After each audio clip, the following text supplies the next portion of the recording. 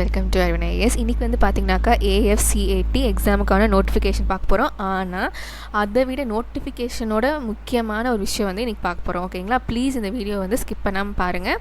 என்ன அப்படின்னாக்கா வந்துட்டு ஃபஸ்ட்டு வந்துட்டு எவ்வளோ அழகாக பார்த்தீங்களா picture.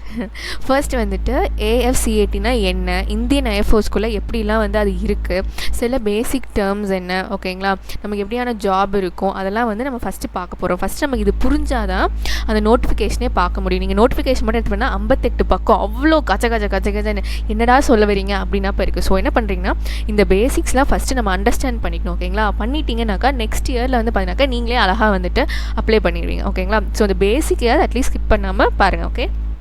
Okay, what is AFCAT அப்படின்னு பார்த்தீங்கன்னாக்கா it is air force common admission test. அது ஒன்றும் இல்லைங்க, நம்மளுக்கு எப்படி வந்து பண்ணாக்கா சென்ட்ரல் கவர்மெண்ட் ஜாப்ஸ்க்கு வந்து SSC அப்படின்னு ஒரு கமிஷன் வந்து நமக்கு வந்து எக்ஸாம் வச்சு வேரியஸ் ஜாப்ஸுக்கு வந்து பார்த்திங்க அப்படின்னாக்கா வந்து அப்பாயிண்ட் பண்ணுறாங்க இல்லையா, அதே மாதிரி இந்தியன் ஏர்ஃபோர்ஸுக்கு வந்து பார்த்தினாக்கா வந்துட்டு ஒரு எக்ஸாம், அதுதான் AFCAT அப்படின்னு சொல்கிறாங்க. ஓகேங்களா, அதே மாதிரி இந்தியன் ஆர்மிக்கு ஒன்று இருக்கும், அதாவது அந்த CDS எக்ஸாம் இருக்குது இல்லைங்களா, அப்புறம் SSB எக்ஸாம், அந்த மாதிரி எக்ஸாம்ஸ்லாம் வந்து பார்த்திங்கனாக்கா ஆர்மிக்கு இருக்கும். ஸோ அது மாதிரி ஏர்ஃபோர்ஸுக்கு ஒரு எக்ஸாம், அதான் இந்த எக்ஸாம். ஓகேங்களா, இது வந்து பார்த்திங்கனாக்கா வருஷத்துக்கு 2 தடவை தாங்க இந்த எக்ஸாம் வைப்பாங்க. ஓகே, 2 தடவை தான் இந்த எக்ஸாம் வைப்பாங்க.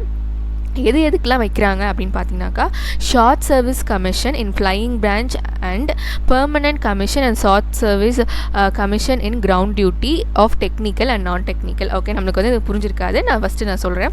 அதாவது இந்தியன் ஏர்ஃபோர்ஸில் வந்து பார்த்தீங்கன்னாக்கா ஒன்று பெர்மனன்ட் கமிஷன் இருக்கும், இன்னொன்று வந்து பண்ணாக்கா ஷார்ட் சர்வீஸ் கமிஷன் இருக்கும். ஓகேங்களா, பெர்மனன்ட் கமிஷன் அப்படின்னாக்கா நீங்கள் வந்து இப்போ வந்து இந்த அண்ணா வந்து ஏர்ஃபோர்ஸில் ஆஃபீஸர் ஆகிட்டாங்கன்னா இவங்க ரிட்டையர் ஆகிற வரைக்கும் வந்து அந்த கமிஷன்லேயே இருக்கலாம், ப்ரொமோஷன் வாங்கலாம், அது மாதிரி வந்து ரிட்டையர் ஆக வரைக்கும் உங்களுக்கு வேலை உண்டு. அதே வந்து பார்த்தீங்கன்னாக்கா ஆனால் இந்த பெர்மனன்ட் கமிஷனில் வந்து பண்ணாக்கா லேடிஸ்க்கு வந்து அலோடு கிடையாது. அதுக்கு தான் வந்து பண்ணால் சுப்ரீம் கோர்ட்டில் வந்துட்டு கேஸ்லாம் போட்டு லேடிஸ்க்கும் கண்டிப்பாக நீங்கள் பெர்மனன்ட் கமிஷனில் வந்துட்டு நீங்கள் வேலை கொடுக்கணும் அப்படின்னு சொல்லிட்டு இருக்காங்க. சுப்ரீம் கோர்ட்டும் ஓகே இனிமேல் நீங்கள் பெர்மனன்ட் கமிஷனில் லேடிஸ்க்கு அலோடு அப்படின்னு சொல்லியிருக்காங்க. ஓகே, பெர்மனன்ட் கமிஷனாக நீங்கள் ரிட்டையர் ஆகிற வரைக்கும் இருக்கலாம். ஆனால் ஷார்ட் சர்வீஸ் கமிஷன் அப்படின்னாக்கா என்னாக்கா ஒரு 10 to 14 இயர்ஸ் தாங்க சர்வீஸில் இருக்க முடியும். ஓகேங்களா, அதுக்கப்புறம் வந்து பார்த்தீங்கன்னாக்கா உங்களுக்கு அந்த சர்வீஸில் உங்களால் நீடிக்க முடியாது. ஓகேங்களா, அதுக்கப்புறம் வேணால் வேறு ஏதாவது மீனிங் அதை நீங்கள் எக்ஸாம் எழுதியோ இல்லை உங்களோட குவாலிஃபிகேஷன் வச்சோ நீங்கள் வேறு ஜாப் கூட போய்க்கலாம். பட் ஷார்ட் சர்வீஸ் கமிஷனை 10 to 14 இயர்ஸ் தான் உங்களால் சர்வீஸ் பண்ண முடியும். ஓகேங்களா, ஸோ இப்போ வந்து பார்த்தீங்கன்னாக்கா இந்த வந்து AFCAT எக்ஸாம் வந்து எதுக்கு அப்படின்னு கொடுத்துருக்காங்கனாக்கா இங்கே வந்து ஷார்ட் சர்வீஸ் கமிஷன், அதாவது ஃப்ளையிங் பிரான்ச் ஆன ஜாபுக்கும் அப்புறம் கிரவுண்ட் டியூட்டின்னு ஒரு ஜாப் இருக்குது. 2 ஜாப் தாங்க இங்கே. ஓகேங்களா, ஒன்று வந்து ஃப்ளையிங் பிரான்ச்சு, அந்த வந்து கிரவுண்ட் டியூட்டி. ஓகே, அதுக்கு தான் வந்து நம்ம வந்து ஆஃபர் கொடுத்துருக்காங்க. ஓகே, நல்லா ஞாபகம் வச்சுக்கோங்க. அந்த AFTல என்னென்னலாம் இருக்குனாக்கா ஃப்ளையிங் பிரான்ச்னு ஒரு ஜாப் இருக்கும், கிரவுண்ட் டியூட்டின்னு ஒரு ஜாப் இருக்கும். கிரவுண்ட் டியூட்டியில் 2 இருக்குது. ஒன்று வந்து பார்த்திங்கனாக்கா வந்து டெக்னிக்கல், இன்னொன்று வந்து பார்த்திங்கனாக்கா நான் டெக்னிக்கல். ஓகேங்களா, இந்த 2 இதுக்குமே வந்து இந்த 2 ஜாப்புமே வந்து பார்த்திங்கனாக்கா வந்து permanent commission and short service கமிஷனில் இருக்கும். அதுக்கான ஜாப் தான் இது. பெர்மனன்ட் கமிஷனாக நீங்கள் பெர்மனெண்ட்டாக அங்கேயே இருப்பீங்க, ஷார்ட் சர்வீஸ்னால் 10 to 14 இயர்ஸ் நீங்கள் சர்வீஸ் பண்ண போகிறீங்க. என்ன ஜாப் AFCATயில் இருக்கும்? Flying branch and ground duty jobs. ஓகேங்களா, மறந்துடக்கூடாது. ஓகே, இந்த ஜாப்ஸுக்கு தான் வந்து பண்ணாங்க இது நோட்டிஃபிகேஷன் கொடுத்துருக்காங்க. ஸோ நீங்கள் AFCAT எக்ஸாம் எழுத போகிறீங்கன்னா எந்த ஜாபுக்கு எழுத போகிறீங்கன்னா ஃப்ளையிங் பிரான்ச்சுக்கா இல்லை கிரவுண்ட் டியூட்டிக்கா அப்படின்னு தெரிஞ்சிருக்கணும். ஓகேங்களா, எக்ஸாம் வந்து பார்த்தீங்கன்னாக்காங்க ஒன்று ரிட்டன் இருக்கும், அப்புறம் வந்து பார்த்தீங்க அப்படின்னாக்கா வந்துட்டு AFSBங்க, அதாவது ஏர்ஃபோர்ஸ் செலெக்ஷன் போர்டு அப்படின்னா என்னாக்கா வந்து இன்டர்வியூ, அவ்வளோதாங்க. ஓகேங்களா, நெக்ஸ்ட் வந்து பார்த்தினாக்கா மெடிக்கல் எக்ஸாம். ரிட்டன் வந்து பார்த்தீங்கன்னாக்கா ஃப்ளையிங் பிரான்ச்சுக்கு வந்து ஒரே ஒரு ரிட்டன் தான் ஃபார் 100 questions இருக்கும், 300 marksக்கு. ஆனால் கிரவுண்ட் டியூட்டி வந்து பண்ணாக்கா டெக்னிக்கல் இருக்காங்க பார்த்தியா, அவங்களுக்கு மட்டும் வந்து பண்ணாக்கா இன்ஜினியரிங் நாலேஜ் டெஸ்ட்டுன்னு சொல்லி 2 டெஸ்ட் இருக்கும். ஓகே, ஸோ ஃப்ளையிங் பிரான்ச்சுக்கு ஒரே ஒரு ப்ரிலிம்ஸ், ஒரு இன்டர்வியூ, அப்புறம் மெடிக்கல் எக்ஸாமினேஷன். அதே கிரவுண்ட் டியூட்டி டெக்னிக்கலுக்கு மட்டும் இன்ஜினியரிங் நாலேஜ் டெஸ்ட்டுன்னு ஒரு எக்ஸ்ட்ரா டெஸ்ட் இருக்கும். எல்லாமே அப்ஜெக்டிவ் தான், டிஸ்கிரிப்டிவ் கிடையாது. ஓகேங்களா, ஓகே, மெடிக்கல் எக்ஸாமினேஷன் இதெல்லாம் ரொம்ப ஸ்ட்ரிக்டாக இருக்கும். AFSBயில் நான் ஒரு கேள்விப்பட்டேன், இன்டர்வியூ வந்து பண்ணாங்க ஒரே நாளில் வந்து 10 நிமிஷம் பண்ணுற மாதிரி இருக்காதம்மா, ஏதோ ஒரு 5 days வந்து நினச்சி நிறைய டாஸ்க் ரவுண்ட்ஸ்லாம் வச்சு பண்ணுவாங்க போல இருக்குது. அதுவும் இல்லாமல் வந்து AFSB வந்து செலெக்ஷன் வந்து பண்ணாக்கா 4 இடத்துல தான் இன்டர்வியூ வைப்பாங்க. வாரணாசி அது மாதிரி 4 இடம் தான் இருக்குது, அந்த இடத்துல தான் உங்களுக்கு இன்டர்வியூ இருக்கிற மாதிரி இருக்கும். ஓகேங்களா, ஓகே, இது வந்து எலிஜிபிலிட்டி. ஸோ நம்ம நோட்டிஃபிகேஷனே பார்த்துக்கலாம், நோ இஷ்யூஸ். இதில் வந்து ரொம்ப சர்ப்ரைசிங்கான விஷயம் என்னன்னாக்கா வந்துட்டு நீங்கள் கிரவுண்ட் டியூட்டி ஆகட்டும் ஃப்ளையிங் பிரான்ச்சுக்கு வந்து அப்ளை பண்ணால் நீங்கள் மேரிட் ஆகிருக்கக்கூடாது, அன்மேரிடாக தான் இருக்கணும். ஓகே, பிகாஸ் அவங்க 20 to 25 years அவ்வளோதான் இருப்பாங்க. ஸோ அதனால் ஒன்றும் பிரச்சனை இல்லை சொல்கிறேன். ஓகே, உங்களுக்கு புரிஞ்சிருச்சுங்களா? AFAT flying branch, ground duty, okay. A50 exam 2 years once நடக்கும் for this job of permanent commission and short service commission. ஓகேங்களா?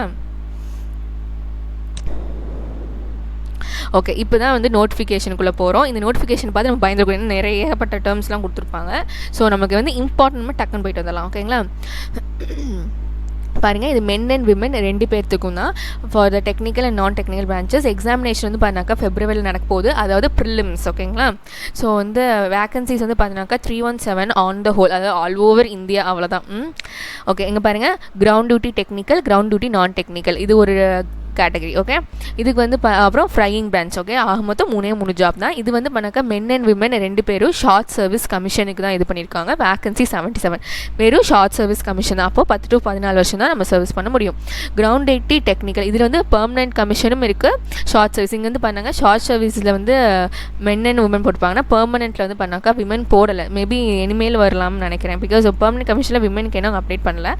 மேபி இந்த தடவை ஆப்பர்ச்சுனிட்டியில் விமனை வந்து அவங்க எடுத்துக்க மாட்டாங்களா இருக்கும். ஸோ பெர்மனன்ட் கமிஷனுக்கு இவ்வளோ பேர், ஷார்ட் சர்வீஸ்க்கு இவ்வளோ வேகன்சிஸ் இருக்குது.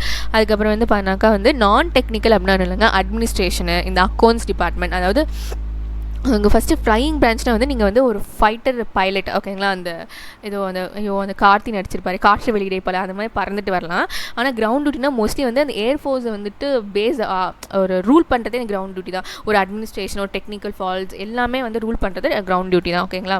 ஸோ அதை விட இதுக்கு தான் சம்பளம் அதிகமாக இருக்கும். நெக்ஸ்ட் என்சிசி ஸ்பெஷல் என்ட்ரினா, இது ஃபார் சம், அதாவது அந்த பைலட் லைசன்ஸ்லாம் வச்சுருப்பாங்க பார்த்தீங்களா, அவங்கள மாதிரி ஆட்கள். இல்லை என்சிசி, இது வந்து கொஞ்சம் டிஃப்ரெண்ட்டான ஒரு வேகன்சிஸ். ஓகே, நான் சொன்னேன் type of commission, permanent commission, short service commission. ஓகேங்களா? இதுதான். ஐயோ நெக்ஸ்ட்டு வந்து ஓகே, நேஷ்னாலிட்டி, ஸ்பெஷல் என்ட்ரி.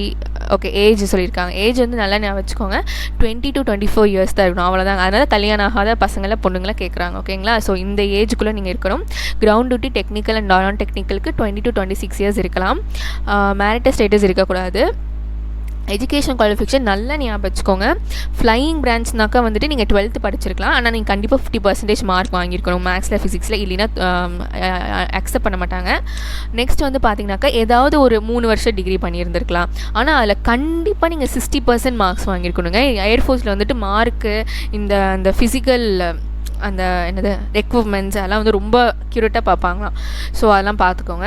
ஆனால் கிரவுண்ட் டியூட்டி டெக்னிக்கல் வந்து பார்த்தீங்கன்னா கண்டிப்பாக நீங்கள் வந்து இந்த இன்ஜினியரிங் கோர்ஸ் தான் பண்ணியிருக்கணும். 3 years கோர்ஸ் கிடையாது, 4 years கோர்ஸ் ஆஃப் இந்த இன்ஜினியரிங் ஆர் டெக்னாலஜி இதில் போட்டிருக்காங்க. இந்த இன்ஜினியரிங் டிகிரிலாம் நீங்கள் பண்ணியிருக்கலாம். ஓகே, இது எல்லாமே வந்து கிரவுண்ட் டியூட்டி டெக்னிக்கல் பிரான்ச். அதே நான் டெக்னிக்கல் பிரான்ச்சுக்கு நோ இஷ்யூஸ். நீங்கள் அட்மினிஸ்ட்ரேஷன் ரிலேட்டடாக பண்ணியிருந்துருக்கலாம், இல்லை அக்கௌண்ட்ஸு, அப்புறம் இந்த பிகாம், பிஎஸ்சி அது மாதிரி எது வேணால் பண்ணியிருக்கலாம். ஓகேங்களா? ஸோ இது வந்து பிரச்சனை இல்லை. கிரவுண்ட் டியூட்டி டெக்னிக்கல் மட்டும் நீங்கள் கண்டிப்பாக டெக்னிக்கல் படிச்சிருக்கணும். இது வந்து பண்ணாக்கா கிராஜுவேட் கோர்ஸ் மூலமே, ஆனால் 60% மார்க் கண்டிப்பாக இருக்கணுங்க. இல்லை அப்படின்னாக்கா வந்து ஏற்றுக்க மாட்டாங்க. அக்கௌண்ட்ஸ் டிபார்ட்மெண்ட் அதெல்லாம் இருக்குது. ஓகேங்களா?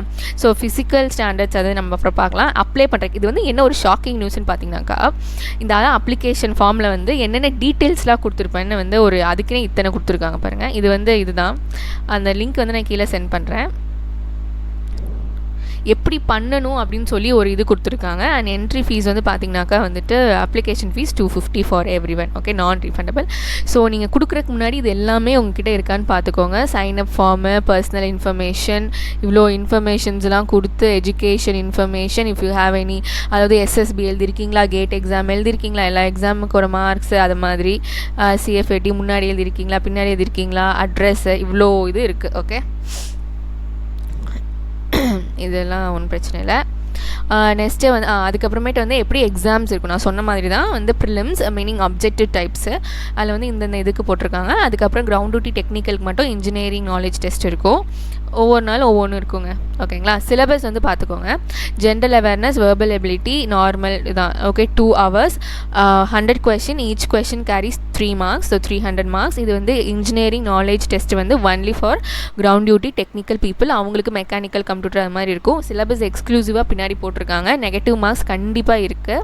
ஸோ இதெல்லாம் தாங்க சிலபஸ். ஓகேங்களா? இதெல்லாம் பார்த்துக்கோங்க.